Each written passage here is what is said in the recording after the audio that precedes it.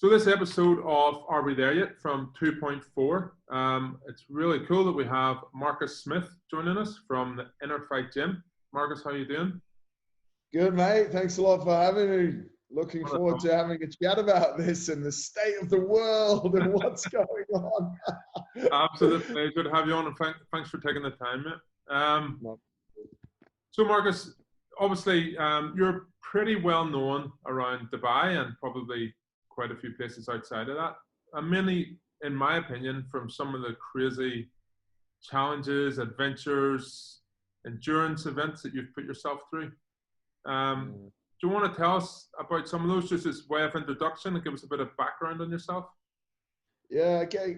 I guess, mate, again, Rich, thanks a lot for inviting me on for a chat. I mean, my background is quite varied. I moved over here to the UAE when I was 4 years old, then was in boarding school. And one thing that was massive to us the whole time as a family was travel and adventure. And we were fortunate enough to go on a couple of different holidays each year, obviously being based here in Dubai. But all those holidays were always like super active and full of adventure to, you know, we wouldn't just go to a city and sit in a hotel. It'd be like action and adventure. So I guess it's something that's in my blood. And when I was 23 or 24, I met my wife, and she was actually an air hostess with Emirates. We met in an airplane. And so what I've done, and why those things are kind of important, is we continued to travel for, like, because it was Holly's job, and I'd literally just hop on flights. But everywhere we'd go, I'd want to go out running, or, you know, just go and be adventurous, I guess, if you want to call it that, or explore. And I've always had this amazing feeling. I was in boarding school in the north of England, where it's green and it's lush, and I'd spend all my time outdoors playing sport. Running was something huge to me. And, you know, one of the best ways that I found to see the world is to go to a country and run bits of it, across it, through it. So to that end, I've ran across Corsica. I've run through a big part of the Sahara Desert. I ran 250 kilometers through Sri Lanka. I've run 230 kilometers through the game reserves, the conservancies in Kenya on a route that, you know, people often ask me about Kenya, and I'm like, I got to do something that was just so, like, you can't go where I went, because you just, if you weren't in the race that I was in. So yeah, mate, I love it. And, you know, at the same time, they're massive endurance events. I'm always trying to test myself, my body and my mind, but to be able to couple that, like, it's quite unique. And people might think this is quite messed up, but when you're really in a hole physically and mentally, you know, you're completely destroyed, and you just have a look up, and I could just tell you so many stories about different places on earth I've been, and you just look at the nature and you just go, what am I complaining about? This is just epic, you know? So yeah, mate, that's a little bit of background on sort of where it came from and where I am with travel and adventure today. Awesome, man. Wow, yeah, that's I can imagine you have some crazy stories doing that sort of stuff. As I say, like, you know, I think I got to hear about you when I first moved to UAE, and it was just before you were doing your crazy 30 marathons in 30 days, which I'm sure you're fed up talking about now. But you know, that's sort of, yeah, that's just mental preparation, physical preparation. So must have been so long for it, you know. Yeah, it's quite interesting. We're actually having a discussion with some of my coaches yesterday about, we've got this thing called, no surprise, this sort of 80% rule within fitness, that we almost want to be ready within 3 to 4 months. We want to be at a level of fitness to be at 80% of fitness. So in 3 or 4 months, we can take on almost any challenge that comes around. And actually, the time that I got my 30 marathons confirmed that I'd actually do them to when we started them was only about 3.5 months. Wow. However, all in that lead up. I'm always sort of preparing and training for something. That's not because I always feel like I need to have a big goal, but it's my sense of adventure. It's my sense of exploration, of finding out more about myself, about the earth, about Mother Nature, and as I was saying before, about traveling. So there was different things, and I mentioned Corsica earlier. In July of 2018, when I ran my 30 marathons in 30 days, we actually ran across Corsica. So I'd done a lot of training for that, and Right. then this is how life is, mate. And I believe that everything sort of happens for a reason. My wife needed to go to the UK for a knee surgery in September of that year. So we were in the UK for almost 3 weeks. She had some quite big open knee surgery.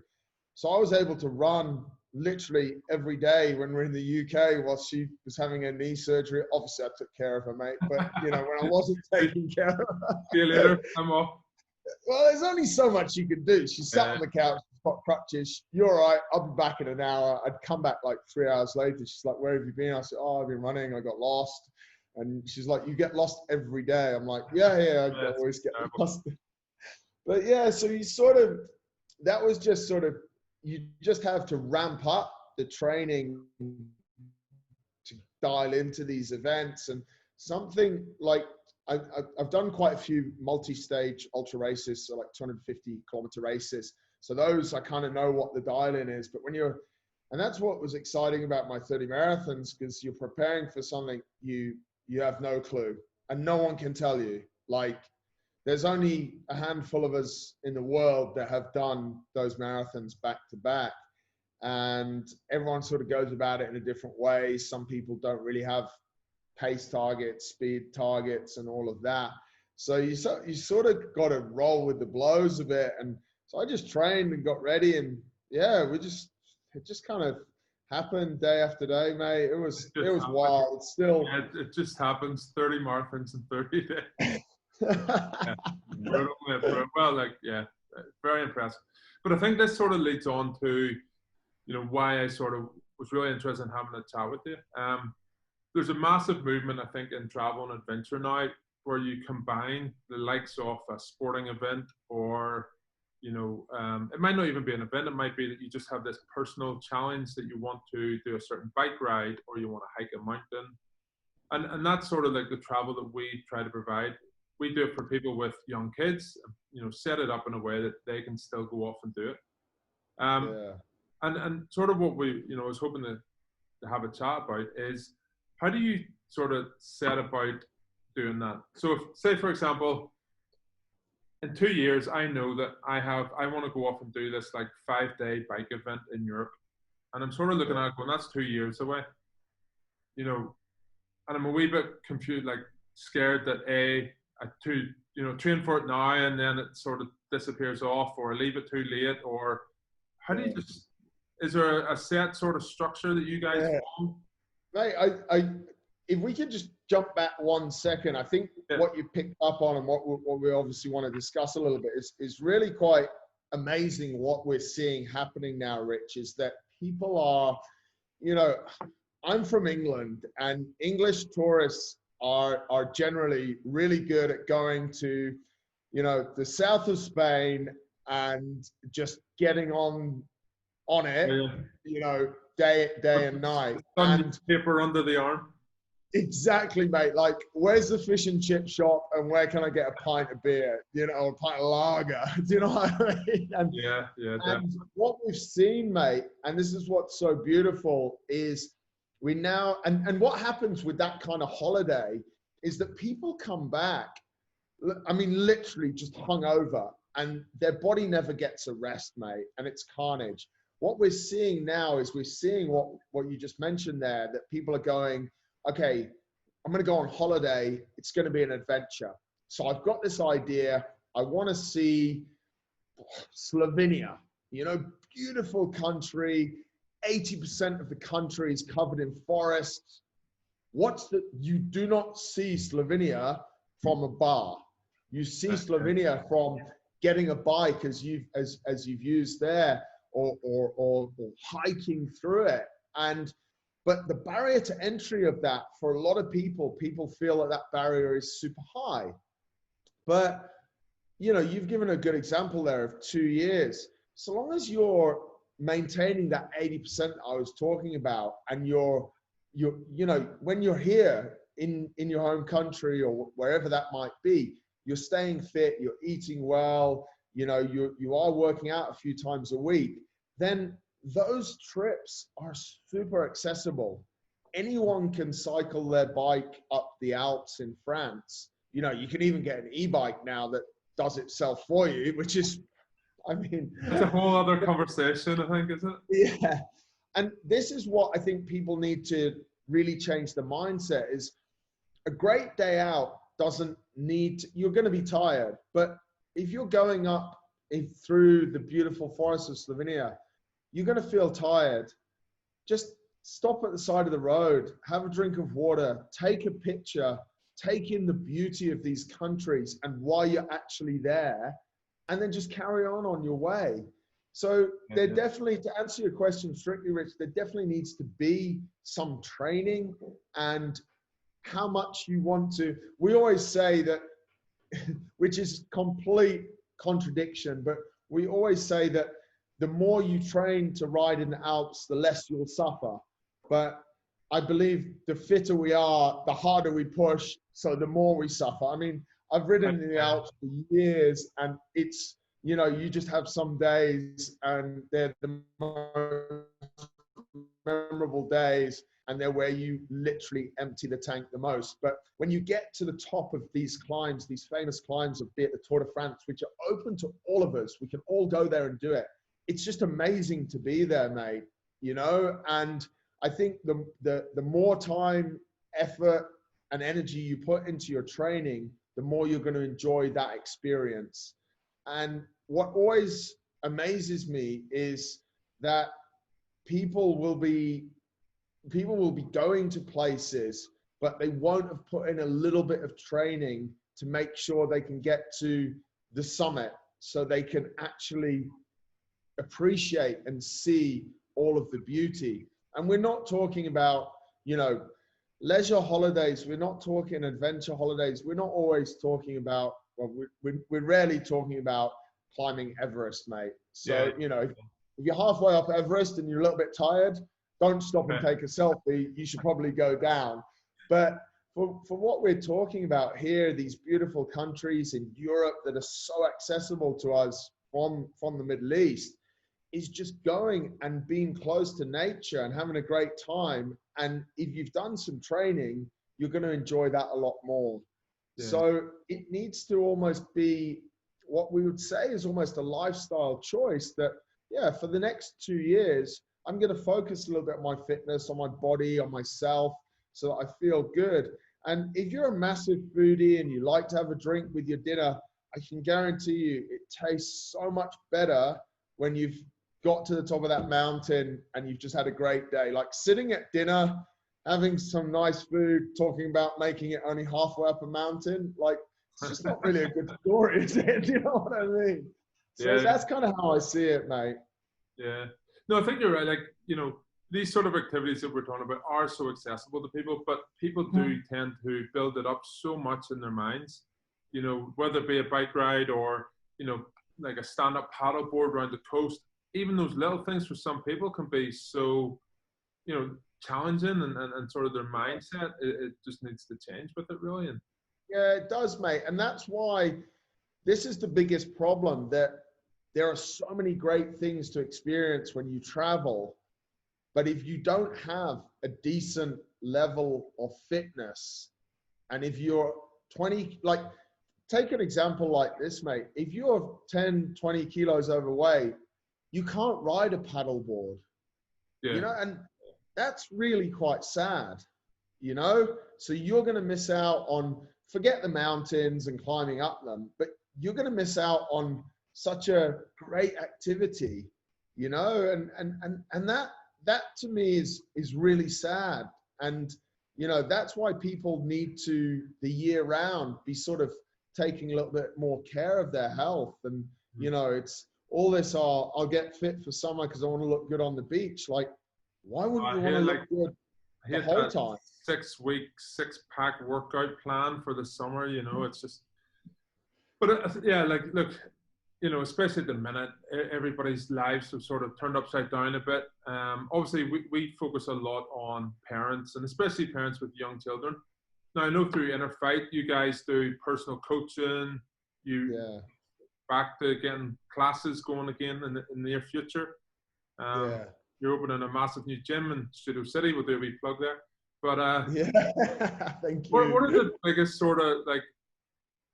What would you say are the sort of the factors that you see repeatedly, especially for parents, young children, things like that, where that maintenance of a healthy lifestyle, that 80%, that people just struggle to keep going?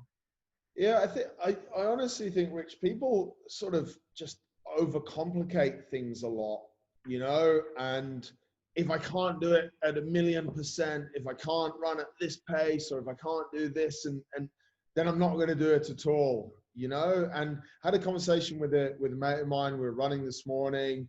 We were running a bit slower today, but I was like, mate, we're here and we're doing it. Yeah. And there's a lot of people that have woken up this morning and pressed snooze and are going to wake up an hour later and feel like absolute crap. So it's not, and the key message here, mate, is that not life is not perfect. We really know that from what's gone on the last few months.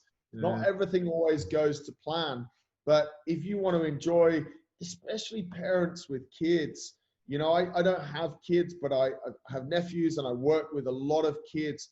Like, and I've had parents, so I know what that relationship's like.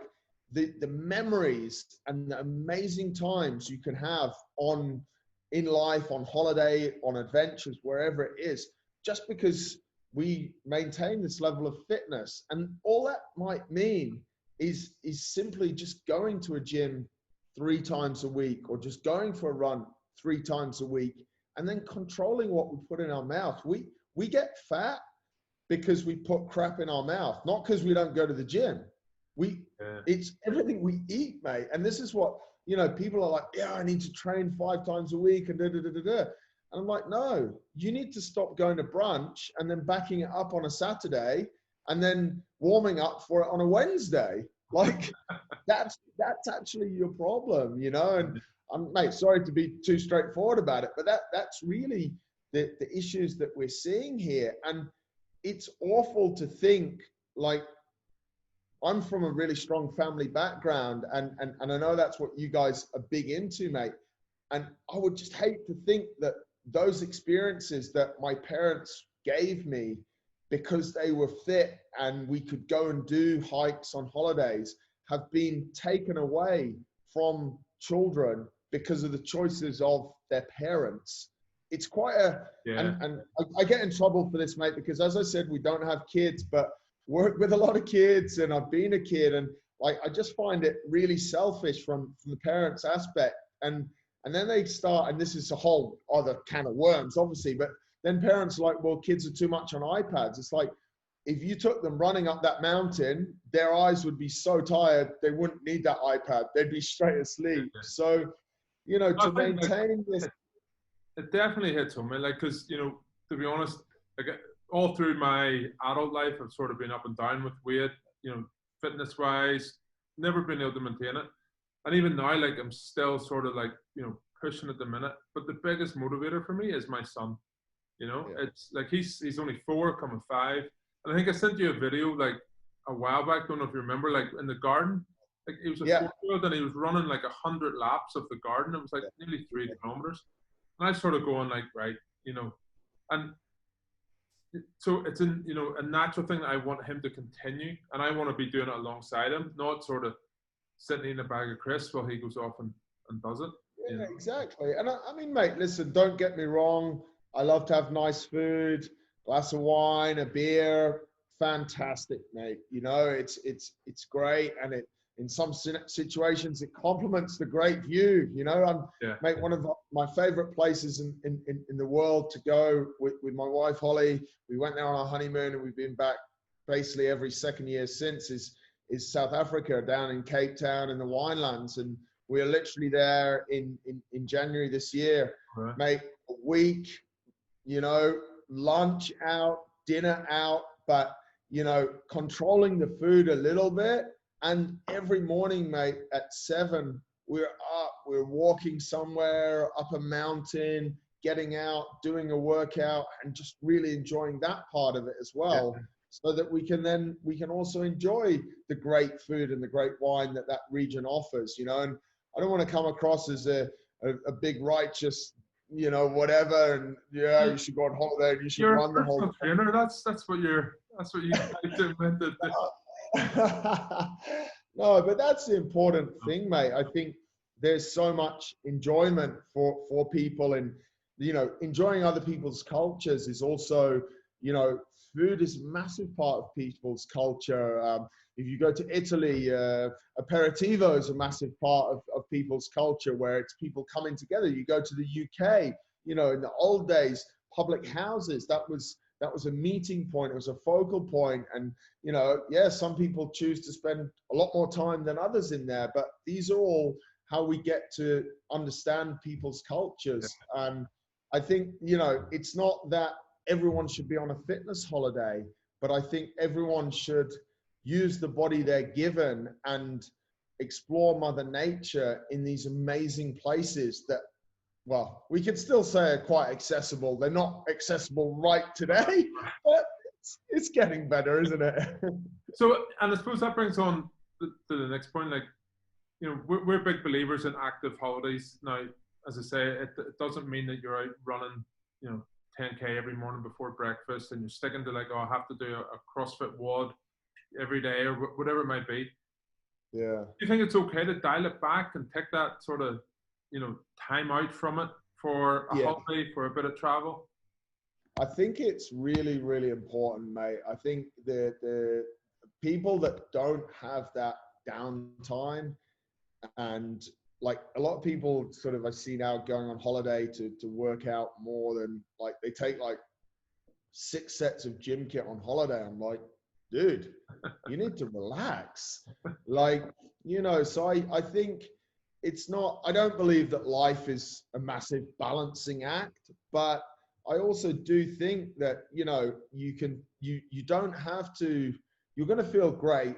It's physiological, it's biological, it's biochemical, the way the body works. When we move a little bit during the day, we feel fantastic.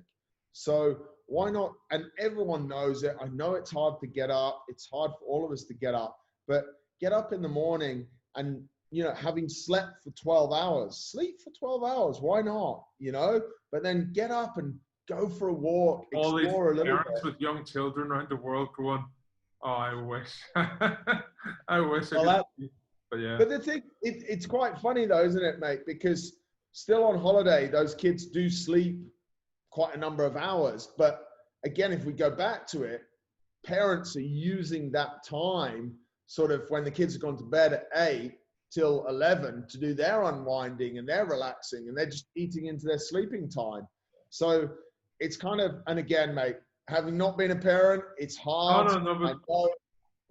the thing is, like, if you know, I find certainly with my son, if I keep him active, if he's on his bike with me, if he's doing a bit of a run, or if he's, you know, picking him up mountains when I'm back home in Ireland, see that night he's going, Dad, I want to go to bed, and he sleeps, you know. So, but if you sit him in front of an iPad and let that for 4 hours, he's not going to sleep all night, you know. So Exactly. definitely. Marcus, one of the things I quite like about your approach and stuff is, I think recently there's a guy on Instagram, and I think he'd asked you the question of like, look, how do I start? You know, for people who haven't done any sort of training in years, maybe it is because, you know, children have been there, you know, in the last couple of years, moms, dads find it difficult to get back to. And your approach was, mate, get up in the morning and walk 1 mile or run 1 mile, or, you know, that's a bit more like that. That's literally it. Just get going. Yeah, and that's the thing as well. It kind of goes back to what I was saying before a little bit about keeping things really simple. It's, you know, if you're doing nothing, and this is a legit situation for a lot of people. They've spent the last 10 years of their lives doing nothing. And we've got stats on it. I own a gym, and people come in and they haven't done anything since university, and they're now 45. Like, that's a good 20 years. Yeah. So there's no need to go, yeah, you're going to do this. Da, da, da, da, da. It's like, cool.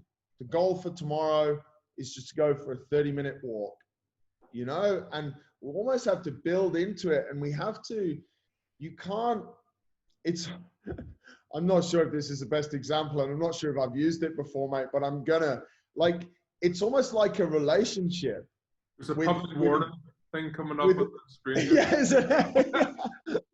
But you can't, okay, a lot of people fall in love real quick and get married, but generally there's a pace that love comes at, you know, and we kind of roll with it. And if we push and pull it too much, we end up in quite unhealthy relationships, I think, mate. It's fair to say. It's the same with fitness. If you're just so heavy at the start and you're like 5 days a week, blah, blah, blah, blah, blah, having done nothing for 20 years, your body is the same as a relationship. It's like, what are you doing to me? Yeah. Do you know what I mean? You're forcing me into this. So, and that's what I said to that guy. I was doing a talk for a company and a few weeks ago around motivation, because obviously people are struggling a little bit at the moment. And, you know, it was on a Zoom, and he piped up and he said, yeah, I'm fired up by what you said. How do I start though? And that's all I said to him, mate. I was like, listen, buddy, just wake up tomorrow morning, go out the front door, walk for 10 minutes, run from lamppost to lamppost for the next 10 minutes, and then run home or walk home. And he looked at me like, who is this? Like, he'd sort of respected everything I said until that point. And then you could just see, mate, he was looking at me like, is this guy, like, is he just taking whatever out of me? And I'm like, honestly, mate, I know you don't believe me. It sounds too simple. And he's like, what should I eat before? What should I drink before? What shoes should I wear? I'm like, no, it's too complicated. It's like, it's, let's stay with the relationship, mate. It's like picking your wedding dress on the first date. Everyone's going to freak out. Like, it's not going to work, you know? It's, even if the guy started picking his wedding suit or the girl picked her wedding dress, I don't know, on that first date, like, there's alarm bells going everywhere. The brain just can't deal with it. It's the same. And the mind can, we have 30,000 thoughts a day. We can only make a certain amount of decisions. Okay. Yeah. If we're asking it to make too many decisions and all of these new decisions, what should I eat? What should I drink? What should I wear? What should I this? It's going to freak out.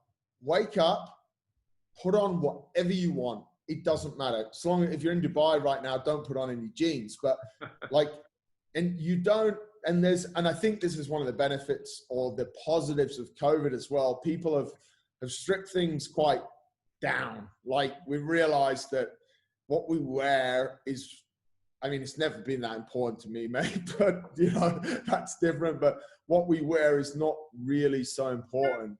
Yes, we feel great when we've got the brand new set of Nikes on, but really what's important this morning is going for a 30-minute walk and just get out and do it. And yeah, 100%. Don't sit there and go, oh, my holiday's here, I'll start then. Just start now. Like, what's the problem? And don't get too close to your holiday and go, oh, it's gone now, the opportunity. No, it's not. It's for life, because you're going to go on holiday this year, next year, maybe twice next year if you really, well, if you don't lose your job, and you can have a great, you know what I mean? So you just got to keep this momentum going, mate. Yeah. No, I think that, you know, it's a really good point. Like, I was watching a video the other day, and it was like a professional bike race, and a guy in a nun's outfit on like a bike that had the basket at the front of it and stuff, and he was overtaking them, you know, and it's exactly that, you know, it's like, it actually doesn't matter what bike you have, because like the biking world is pretty obsessed with kit, you know, and it really doesn't matter. It's about how much you train, how much you put into it, how, you know, exactly. How it was and it's so, mate, you're so right. I remember in 2015 when I ran across the Sahara, there was a guy in that race that was wearing a pair of Crocs, you know, and he's there and he's doing it, you know. And that's one thing. People should just look at ultra races, what people wear and what they look like and all of this stuff. And you just be like, none of that matters. You stand on the start line of an ultra race and you cannot pick the winner because you'll, you know, the last race I was down at, mate, the winning guy wasn't even wearing what looked like running shorts. So there's no, we're so judgy and we want everything to be so perfect. Yeah, if I want to go and run, I need running shoes. If I want to do workout, I need cross training shoes. And I need that Nike shirt. And I need those Adidas shorts. You don't need any of it. You just need a set of shorts and go. I mean, mate, I love kit. Like, I love kit. Yeah. You know what I mean? But end of the day, if you're just starting out on this thing, you know, just do it. Just do it, mate. Yeah.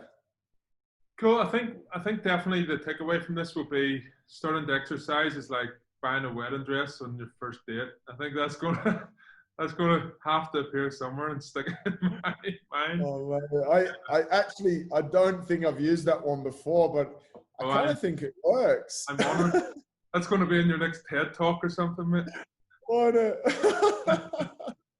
Marcus, listen, again, thanks very much for your time. I think it's really important. You know, we often see a lot of people who, you know, people we talk to, clients, other families, and I say they're asking about the activities we do and the adventures we do and the children get involved in it. But you can see this reluctance from them because there's a bit of fear. There's, you know, can I do that?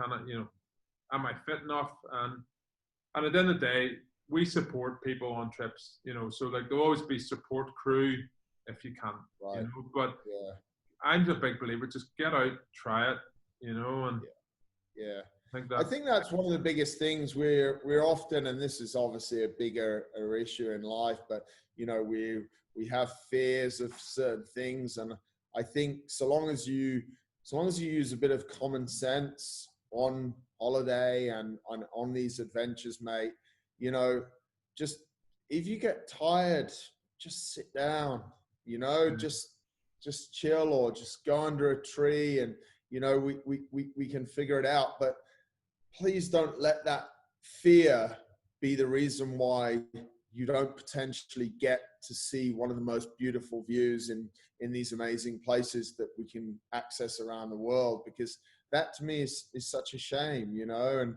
Mother Nature is really beautiful. And if you're 20 kilos overweight and you can't get up that hill to see that view over the top, like, it just seems like such a waste. And there's, like I said, close to the start, you know, I was in Kenya in September last year doing a race, and, you know, I've come around this corner and it's all on single track, and, you know, you can only get there on foot. And I've just run into a herd of elephants. And I'm like, is this even real? You know, like, is this actually happening? Dehydrated or? Yeah, you know, and it's just like, wow. And then, you know, around another corner, there's giraffes, and there's just, it's incredible, mate. So, and if that's not motivation for people to, you know, we're not talking about people becoming gym junkies, professional athletes, or anything like that. We're just talking about being active 3 or 4 times a week. If you don't walk now, go and walk. And if you can walk, run. And then after that, we'll talk about the next step. But well, speaking about that, if you've inspired people to get involved, how do they find out about you guys? Maybe you want to speak to you a bit further. Just give me a shout. The easiest thing is on my Instagram, MJD_Smith is where I hang out on Instagram, or Inner Fight on Instagram. Give us a shout. I'm happy to talk to anyone. I'm super happy that we connected, mate, and I got to speak to you. It's this has been good fun, and so that's where we are, and we help people do all this kind of stuff. We, like, you know, it's the same. My Everest is different to everyone else's Everest. Some people's Everest is bigger than my Everest, and for some people, their Everest is getting up tomorrow morning and going for a 30-minute walk, and we know how to help them to do that. So that's where we hang out. Awesome, mate. Marcus, thank you for your time. Real pleasure to chat with you. and hope to chat with you again in the future. Appreciate it, mate. Thank you. Cheers, buddy.